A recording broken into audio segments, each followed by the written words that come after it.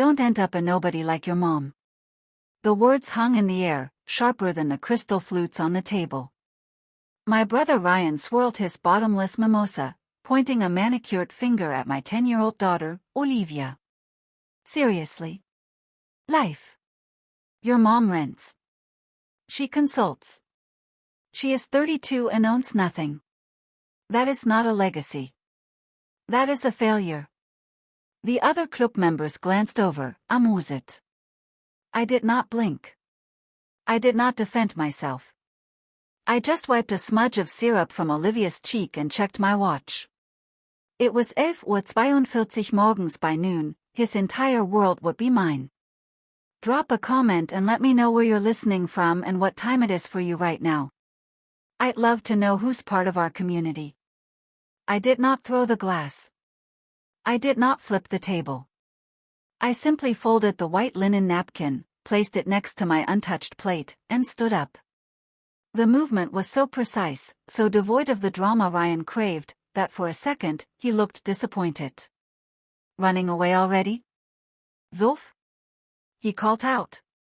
His voice booming across the patio, ensuring the table of investors 3 feet away heard him. We haven't even ordered the lobster. Don't be such a snowflake. I am just trying to motivate you. I did not look at him. I looked at Olivia. Her eyes were white, welling with the kind of shame that sticks to a child's ribs for 20 years if you let it. I took her hand. It was cold. Come on, life, I said. My voice was steady. Low. Let's go. We walked out of the club, past the valets who knew Ryan by name but only knew me as the sister, past the gleaming row of leased luxury cars that Ryan pretended were assets. The silence in the parking lot was heavy, but it was not the silence of defeat. It was the silence of a fuse burning down. I buckled Olivia into the back seat of my sedan. Mom? She whispered. Is Uncle Ryan right? Are we nobodies? I paused, my hand on the doorframe. I looked at her, really looked at her, and I felt something inside me snap. Not a break, but a locking into place, like a bolt sliding home. No, I said. Uncle Ryan is loud. There is a difference. I closed the door, creating a seal of quiet around us. I walked around to the driver's side, but before I got in, I leaned against the warm metal of the car and pulled my phone from my clutch. The screen was bright in the midday sun. I opened my encrypted messaging app and found the contact listed only as Jarrett. Jarrett was Ryan's chief operating officer. He was also the man I had hired 3 years ago to keep the ship from sinking while Ryan played captain on the deck. I typed 2 sentences. Activate the Aurora Clause. Mandatory shareholder meeting. 3 Uhr nachmittags. Today. I watched the message deliver. Then I watched it turn to read. 3 seconds later, 3 dots appeared, danced for a moment, and vanished. Jarrett knew better than to reply. He knew what Aurora meant. It meant the grace period was over. It meant the silent partner was stepping into the light. I slipped the phone back into my bag. People often ask how Ryan didn't know. How could he run a company for 3 years and not know his own sister was the majority shareholder? It seems impossible, but Ryan suffered from a specific, fatal kind of blindness. He was the loudest man in the room, and he believed that if power did not scream, it did not exist. For 3 years, he had been emailing my shell company, Atlas Ventures, begging for capital injections. He wrote long, flowery emails about his vision and his legacy, using the same desperate flattery he used on his country club friends. He never suspected me because his narcissism wouldn't allow it to Ryan. I was just Sophia, the girl who rented, the girl who drove a 4-year-old car, the girl who consulted. He could not conceive that the failure sitting across from him at brunch could buy and sell him 3 times over before breakfast. His arrogance was his blind spot. He thought he was a king because he wore a crown, never realizing he was standing on a trapdoor I had built. I got into the driver's seat and started the engine. It purred to life, efficient and reliable. I checked the rearview mirror. Olivia was looking out the window, watching the country club disappear. "Where are we going?" she asked. "To the park," I said. "And then, we are going to work." It was 11:48 Uhr. Ryan was probably ordering another round of mimosas, laughing about his sensitive sister, completely unaware that he was already an employee. The playground was quiet, a small island of green in the middle of the city. I sat on a bench, watching Olivia pump her legs, swinging higher and higher, trying to touch the sky. She looked lighter now, the shame from the country club already fading in the wind. Children are resilient, but they are observant. She needed to know that her mother was not a victim. Ryan told everyone I was a freelance consultant. It was a convenient box to put me in, vague enough to be dismissive, small enough not to threaten him. He liked to imagine I spent my days proofreading resumes or organizing spreadsheets for minimum wage. The truth was a little more complex. I do not consult. I acquire. I am the founder and sole principal of SV Capital, a boutique private equity firm. As of this morning's market open, my personal portfolio sits at $16.80 million. I built it quietly, brick by brick, leveraging the very thing my family mocked: my silence.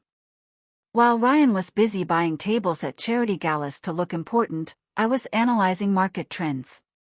While he was leasing cars to Project Wealth, I was buying assets that generated ET. I checked my phone. Still no reply from Jarrett. He was likely pulling the files now. My mind drifted back 3 years. That was when the hospitality group almost died. Ryan had leveraged everything: our parents' legacy, his own credit, even the equity in the summer cabin on 3 luxury hotels in locations that market data clearly showed were cooling off.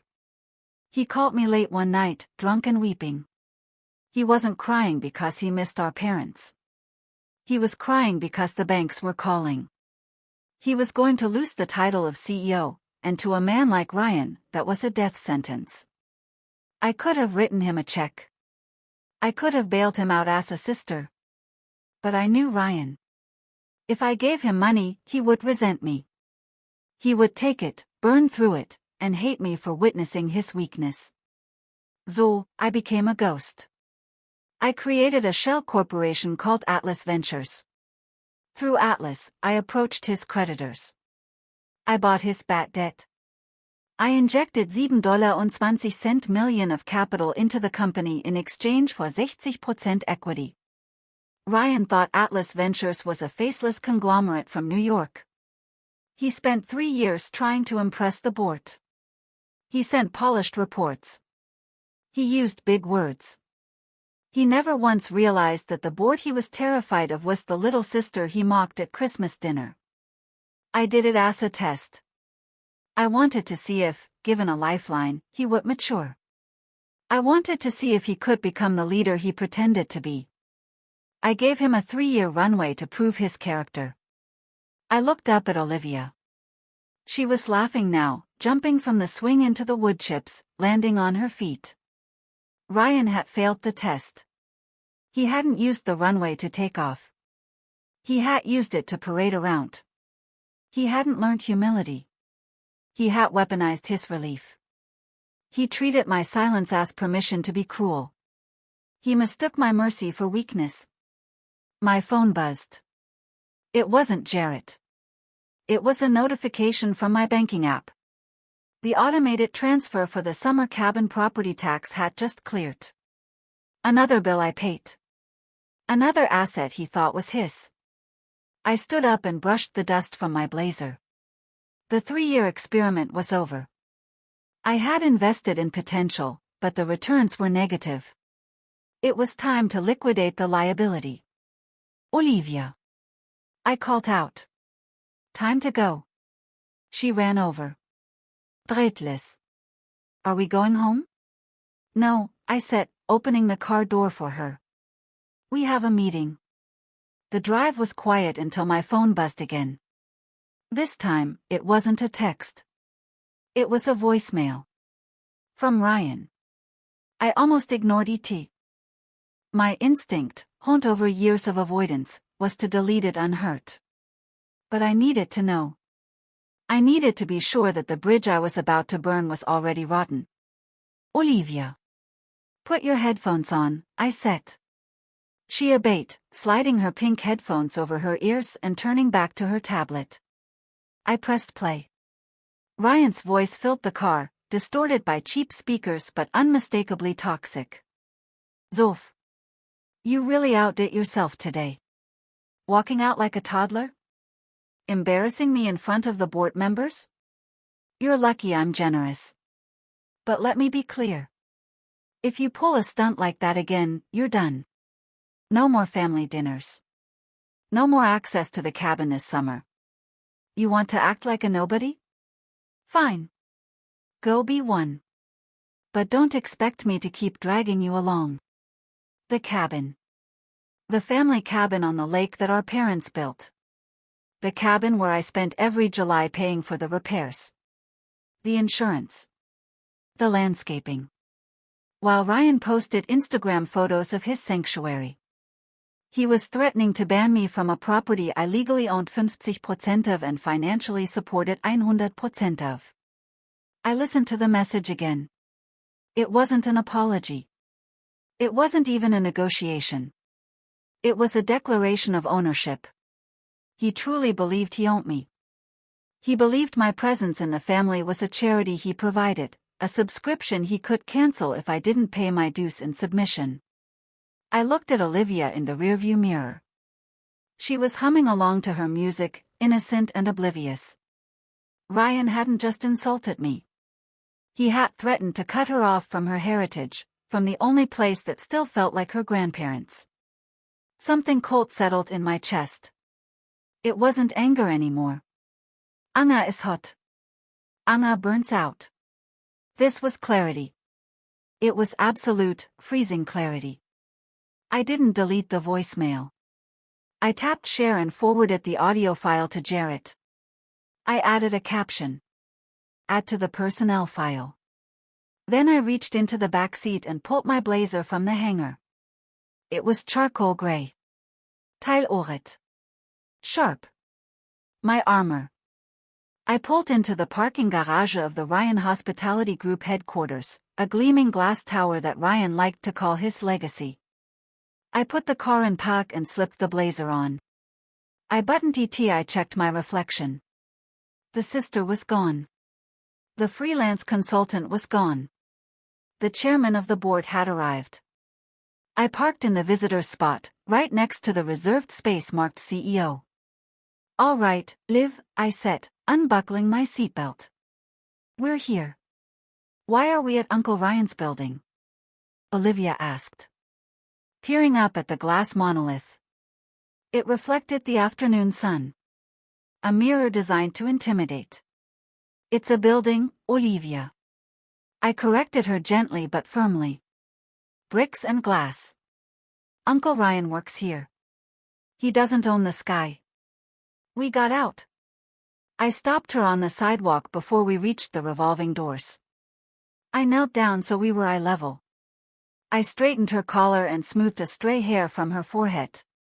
This was the most important lesson of the day. Listen to me, I said. Uncle Ryan is like a firework. You know how fireworks are? Olivia nodded. Loud. Bright. Scary sometimes. Exactly. They make a lot of noise. And everyone looks at them. But they burn out fast. And when they're done, there's nothing left but smoke. I took her small shoulders in my hands. I don't want you to be a firework. I want you to be a lighthouse. Do you know what a lighthouse does? It shines. It stands. I said.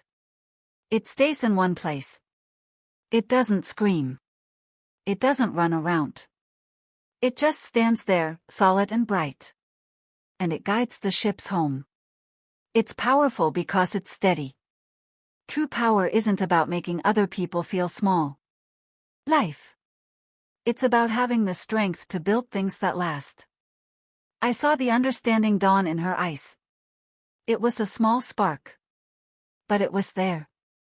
She wasn't just a victim of her uncle's bullying anymore. She was an observer of his weakness. "Are you a lighthouse, Mom?" she asked. "I'm trying to be," I said. "And today, we're going to turn the light on." I stood up. I adjusted my blazer. I took my daughter's hand. We walked through the revolving doors, not as guests, but as owners. The security guard, who usually waved me through with a vague nod, straightened up when he saw my face. I didn't smile. I didn't stop. I walked straight to the elevator bank and pressed the button for the top floor. The door slid shut, sealing us in. As the numbers climbed 10, 20, 30, I felt the last remnants of my old self falling away. The sister who apologized. The sister who kept the peace. The sister who paid the bills and let her brother take the credit. The doors opened on the executive floor. It was quiet, the hush of expensive carpet and serious money. Jarrett was waiting by the reception desk. He didn't say a word. He just nodded and handed me a thick file folder. "He's in the boardroom," Jarrett said. "He thinks you're coming to apologize." I took the file. "Let's go correct him." The boardroom was an aquarium of ego. Glass walls on 3 sides, a view of the city skyline that screamed expensive, and a mahogany table long enough to land a plane on. Ryan was sitting at the head of it, scrolling on his phone, his feet resting on the polished wood. When we walked in, he didn't even look up at first. "About time." "Zof, I hope you brought your checkbook." And an apology. Then he saw Olivia, his feet dropped to the floor. "What is this? Why is the kid here?" He stood up, his face flushing.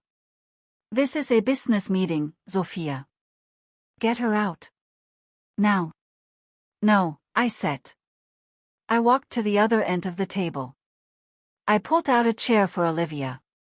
"Sit here, Sveti. You can draw." Ryan laughed, a sharp, incredulous bark.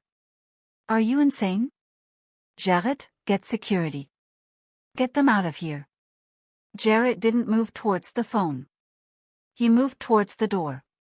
He closed it. Then he locked it. The click was loud in the silent room. Ryan looked at Jarrett, then at me. I sat down at the opposite end of the table. I didn't say a word. I just slid the file folder across the glass. It spun perfectly, stopping inches from his hand. "Open it," I said. Ryan sneered. "What is this? Your resume? A bill for babysitting?" He flipped it open. I watched his eyes. I watched them scan the first page, the incorporation documents for Atlas Ventures. I watched them move to the second page, the cap table, showing Atlas owning 60% of Ryan Hospitality Group. And then I watched them land on the signature line at the bottom of the page. Sophia V. Sterling. The silence stretched, thin and tight. When he looked up, his face was gray. "This is fake," he whispered. You don't have this kind of money. You rent an apartment." "I rent because I choose to," I said. "I own 60% of this company because I bought your bad debt 3 years ago. I am Atlas Ventures, Ryan. I am the board you've been trying to impress." "No." He shook his head, a frantic, jerky motion. "No. Atlas is a firm in New York. You're a consultant. I am a private equity investor with a portfolio of $16.80 Millionen, I corrected him. And you are a liability I am tired of carrying." He looked at Jarrett for help. "Tell her she's crazy." "She's the majority shareholder, Ryan," Jarrett said, his voice flat. "She signs my checks. And yours." Ryan collapsed into his chair. The arrogance was draining out of him, replaced by a terrified confusion. But I wasn't done. I nodded to Jarrett, "Show him the rest." Jarrett pulled up a spreadsheet on the main monitor. It was an expense report. We ran a full audit this morning, Jarrett said.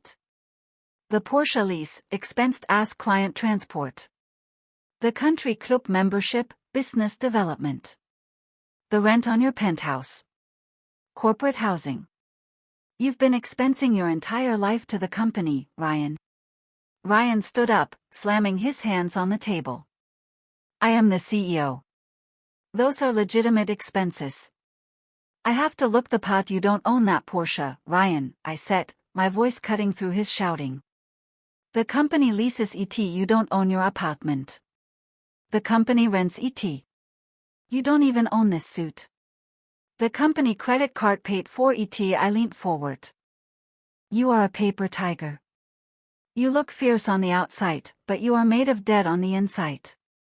You built a life on money you didn't earn, status you didn't build, and a company you don't own. And today, the bill is due. Ryan looked at the screen. Then at me. He looked at Olivia, who was watching him with white, curious eyes. He realized, finally, that there was no audience left to fool.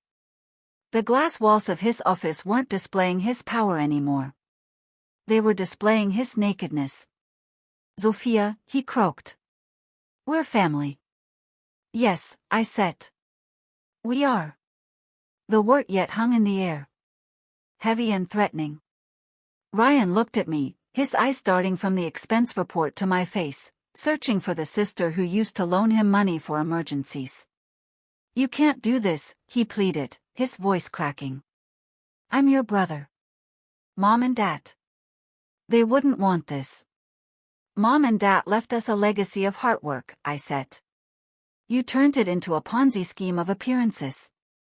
I'll pay it back, he said quickly. I'll fix it, just give me time. Don't ruin me, Sophia. Please. I looked at him. Really looked at him. He was sweating through his expensive shirt. He was pathetic. And for the first time, I felt absolutely nothing for him. No anger. No pity. Just the cold calculation of an investor cutting a loss. I'm not going to ruin you, Ryan, I said. I'm going to save you, he blinked, hope flickering in his eyes. You are? Yes. By teaching you the one thing you've never learned. Consequences. I turned to Jarrett. Repossess the car. Today, cancel the country club membership immediately. Terminate the lease on the penthouse. He has 30 days to vacate. Ryan's face crumbled. My car? My apartment? Where am I supposed to live? You can rent a studio, I said. Like a nobody. Sophia, please. And as for your job, I continued, ignoring him. You are no longer CEO. You are demoted to junior account manager. Your salary is capped at $50,000 a year. The rest of your paycheck will be garnished to repay the embezzled funds. $50,000? He gasped. I can't live on $50,000. I do, I said. And I support a child. I stood up. I walked over to him and held out my hand. Keys. He hesitated. He looked at the Porsche key fob on the table, the symbol of everything he thought he was.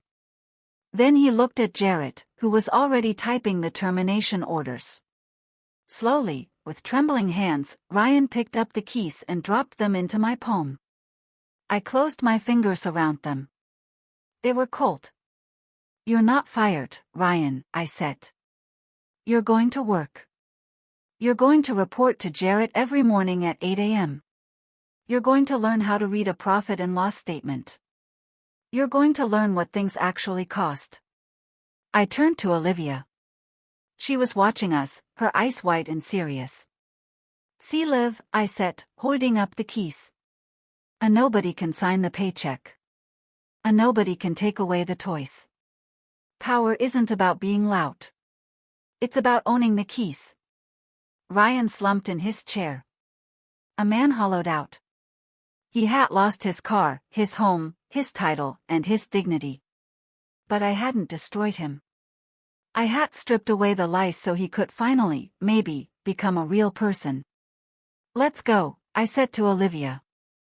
We walked out of the boardroom, leaving Ryan alone in his glass box. The door clicked shut behind us. A final, definitive sound. As we walked through the quiet hallway, I dropped the Porsche keys into Jared's hand. "Sell it," I said. "Put the money back into the company." "Understood," Jared said. "Good to see you, Sophia." "You too, Jared." We took the elevator down. When the doors opened to the lobby, the afternoon sun was streaming in, golden and bright. We walked out onto the sidewalk, back to my sensible sedan. It wasn't a Porsche. It wasn't leased. It was mine. The drive home was different. The silence in the car wasn't heavy anymore. It was light. Like the air after a storm breaks. Olivia had taken her headphones off. She was looking out the window. But this time, she wasn't watching the world go by. She was watching the city skyline as if she were trying to figure out how it was put together. "Mom?" she asked, turning to me. "Is Uncle Ryan going to be okay?" "He is going to be tired," I said honestly. "And he is going to be humbled. But yes, he will be okay. In fact, he might finally be happy. Because for the first time in his life, he is going to earn what he has. And that is the only thing that no one can ever take away from you." We pulled into the driveway of our rental house. It didn't look like a failure to me anymore. It looked like a fortress. It looked like freedom. We went inside, kicked off our shoes, and ordered pizza. That night, after Olivia was in her pajamas, I opened my laptop at the kitchen table. My inbox was full of the usual updates from my portfolio companies. But one email stood out. It was from Ryan. The subject line was blank. I opened it. There was no long, flowery explanation this time. No excuses about vision or legacy. Just one line. "I will be there at 8. He didn't reply. I didn't need to. I simply clicked archive and watched the message disappear into the digital vault. The transaction was complete. "Mom, can you help me with math?" Olivia asked, dropping her workbook onto the table next to my computer. "Always," I said. "What are we learning?" "Compound interest." I smiled. I pulled her chair closer to mine. "It's what happens when you do small, smart things over and over again, quietly, while everyone else is trying to hit a home run." I watched her head bent over the paper. Her pencil moving steadily across the page. She wasn't loud. She wasn't flashy. She was just doing the work. She was building.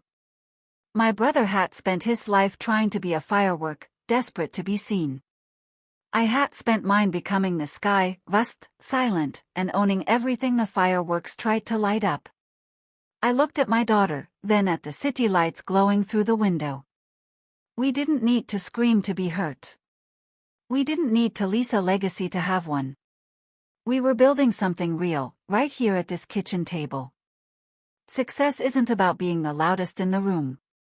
It is about owning the room before you even walk in. Share this if you are building a silent empire of your own.